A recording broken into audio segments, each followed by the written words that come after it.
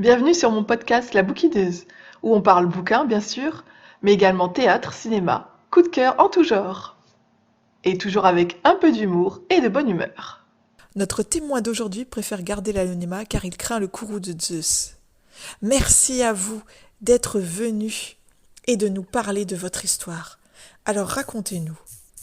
Ouais, je veux bien vous parler, mais je risque gros, hein, en vous parlant.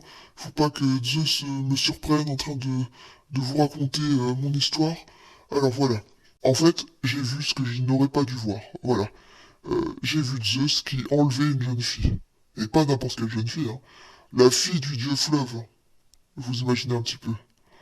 On dit que vous lui avez vendu l'information comme quoi c'est Zeus qui a enlevé sa fille en échange d'une source intarissable. Est-ce que vous pouvez nous confirmer? Mais n'importe quoi, pas du tout. Je lui ai rien vendu du tout. Non, je lui ai dit. Non, je ne lui ai rien vendu du tout. Je lui ai simplement dit que c'était Zeus qui avait enlevé sa fille. Et le dieu fleuve a simplement voulu me remercier. Oh là là, tout de suite, qu'est-ce que vous allez imaginer? Bon, peu importe, très bien.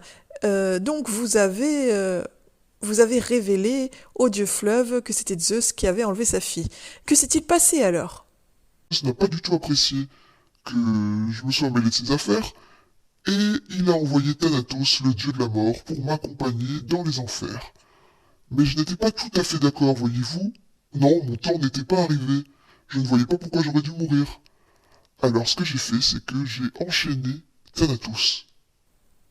Waouh, mais comment vous avez fait ça? Comment vous avez fait pour enchaîner le dieu de la mort? Laissez-moi garder un petit peu du mystère, hein.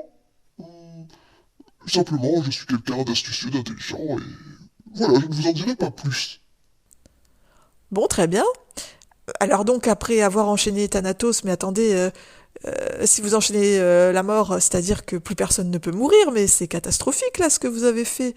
Oh, écoutez, moi, c'est pas mon problème, hein. Tout ce que je voulais, c'était de ne pas mourir.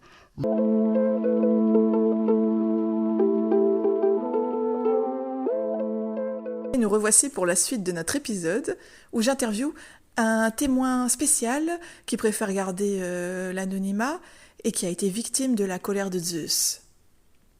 Et je me souviens bien, ce qui s'est passé, c'est que Zeus a envoyé Arès, le dieu de la guerre, pour délivrer Thanatos, n'est-ce pas? La guerre et la mort vont bien ensemble. Arès avait tout intérêt à ce que la mort soit délivrée, oui, évidemment. Et donc j'ai de nouveau été escorté dans les enfers. Mais j'ai réussi à m'en sortir encore une fois. Qu'est-ce qui s'est passé? Comment avez-vous fait? Oh, c'est très simple. Voyez-vous, j'ai eu le temps de dire à ma femme de ne pas procéder au rite funéraire habituel. Ce qui fait que quand je suis arrivé dans les enfers, j'ai tout de suite dit à Hadès, le dieu des enfers, et à sa femme Perséphone, la déesse des enfers, que je ne pouvais pas rester, parce que les rites funéraires n'avaient pas été respectés. Ils m'ont donné l'autorisation de retourner sur Terre pour châtier ma femme et faire en sorte que tout soit comme il le faut. Mais bien sûr, une fois sur Terre, je ne suis jamais revenu dans les enfers. Et donc vous avez réussi à échapper par 2 fois à la mort. C'est incroyable. Oui, en effet, en effet. Mais ça ne pouvait pas durer éternellement, non? Parce que on ne peut pas échapper à son destin, on ne peut pas échapper à la mort, et surtout on ne peut pas échapper à la colère de Zeus. Alors dites-nous qu'est-ce qui s'est passé ensuite.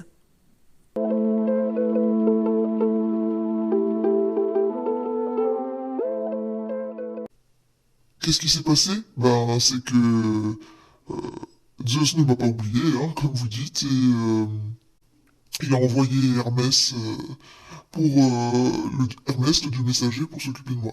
Hermès m'a donc conduit jusque dans les enfers. Cette fois-ci, pas moyen d'y échapper, pas moyen de revenir, et j'ai été puni.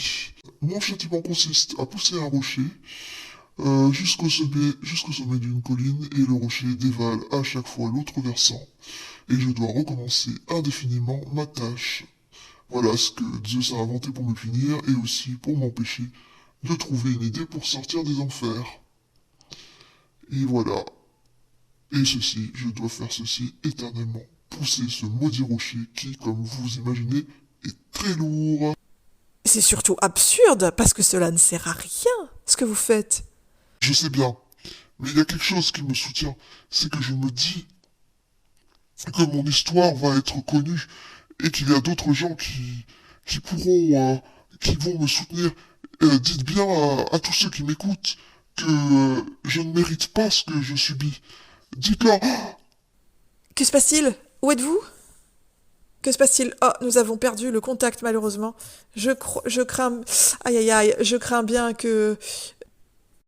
Aïe, aïe, aïe, Aïe, aïe, aïe, nous avons perdu le contact avec notre témoin. Il ne nous reste plus qu'à lui souhaiter bonne chance, bon courage dans sa tâche interminable. Et merci d'avoir témoigné. Merci d'avoir écouté cet épisode et à très bientôt sur La Bouquineuse.